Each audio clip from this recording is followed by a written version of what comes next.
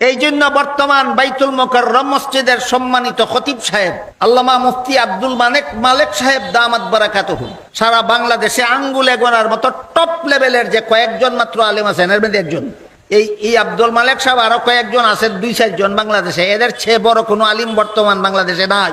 তাহলে আব্দুল মালেক সাহেব একজন সাধারণ আলেম না বাংলাদেশের শীর্ষস্থানীয় আলেম, জাতীয় মসজিদের খতিব, বাইতুল মুকাররম মসজিদের খতিব।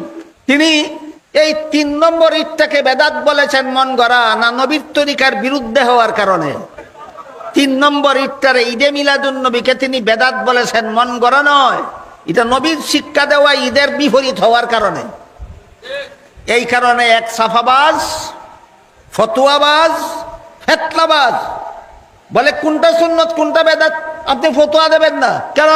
তোর বাপের গার ভাঙ্গেনি খতিব জাতীয় মসজিদের মুফতি ফতোয়া দিলে, জাতীয় মসজিদের মুফতি যেহেতু, জাতীয় মসজিদের খতিব যেহেতু, এই জন্য তার দায়িত্ব জাতিকে সুন্নত এবং বেদাত শিক্ষা দেওয়া। জাতীয় মসজিদের খতিবের ওই দায়িত্ব জাতিকে সুন্নত কোনটা বেদাত কোনটা শিক্ষা দেওয়া। তোর মতো ফতোয়াবাদের চাফাবাদের ভিত্তিতে জাতীয় মসজিদ দায়িত্ব পালন করে না, জাতীয় মসজিদ দায়িত্ব পালন করে নবীর তরিকা মতো। বুঝা থাকলে বলেন, জাতীয় মসজিদের খতিব হইলে জাতিকে সুন্নত বেদাত শিক্ষা দেওয়ার দায়িত্ব নাই না দায়িত্ব আছে? তার দায়িত্ব ভালো করে। তুই করতে গাইছ সাফাবাদ জাতীয় মসজিদে নির্দেশ দিতে সুন্নত কইতো না বিদাত কইতো না, কইতো তোর বাপের মাথা। এবার আমরা বোঝার চেষ্টা করি নবীর সুন্নত কথার 1 নম্বর অর্থ নবীর হাদিস। মনে আছে কথা? মিলাদুন নবীর সাথে সম্পর্ক না সিরাতুন নবীর সাথে সম্পর্ক? সিরাতুন নবী মানো না যদি একটা হাদিসও পাইবে না। 30 পারা কোরআন মিলাদুন নবীর সাথে সম্পর্ক না সিরাতুন নবীর সাথে সম্পর্ক? সিরাতুন নবী যদি মানো না কোরআনের কিছুই পাইবে না। এবার বলুন নবীর সুন্নত কথার 2 নম্বর অর্থ কি ছিল? হ্যাঁ, নবীর আমল। তারাবির নামাজ নবীর আমল, এই জন্য আমাদের জন্য সুন্নত। তারাবির নামাজ নবীর আমল, এই জন্য আমাদের জন্য সুন্নত। মাথায় টুপি দেওয়া নবীর আমল, এই জন্য আমার জন্য টুপি দেওয়া সুন্নত। টুপির উপর ফাঁকদি বান্ধা নবীর আমল, এই জন্য আমার টুপির উপর ফাঁকদি বান্ধা আমার জন্য সুন্নত। বুঝলেন? বলেন, তারাবির নামাজ পড়া সুন্নত, মাথায় টুপি দেওয়া সুন্নত, টুপির উপরে ফাঁকদি বান্ধা সুন্নত। যে সুন্নত কথার কত নম্বর অর্থে? 2 নম্বর অর্থে। এবার বলুন নবী তারাবির নামাজ পড়ছিলেন জন্মের দিন না পরবর্তী জীবনে?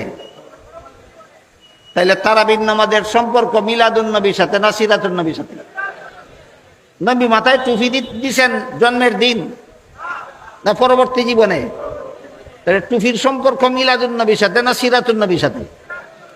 নবী টুপির উপর ফাগরি বাঁধছিলেন জন্মের দিন না পরবর্তী জীবনে? ফাগরির সম্পর্ক মিলাদুন নবীর সাথে না সিরাতুন নবীর সাথে? নবী 5 বেলা নামাজ পড়ছিলেন জন্মের দিন না পরবর্তী জীবনে? 5 বেলা নামাজের সম্পর্ক মিলাদুন নবীর সাথে না সিরাতুন নবীর সাথে? নবী রমজান মাসে রোজা রাখছিলেন জন্মের দিন না পরবর্তী জীবনে? তাহলে রমজান মাসের রোজার সম্পর্ক মিলাদুন নবীর সাথে না সিরাতুন নবীর সাথে?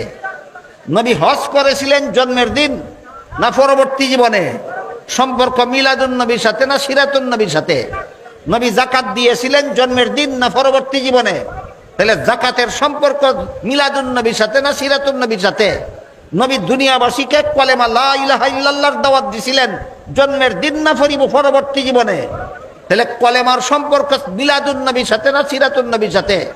নবী দুনিয়াবাসীকে ইমানের দাওয়াত দিয়েছেন জন্মের দিন না পরবর্তী জীবনে? ইমানের সম্পর্ক মিলাদুন নবীর সাথে না সিরাতুন নবীর সাথে?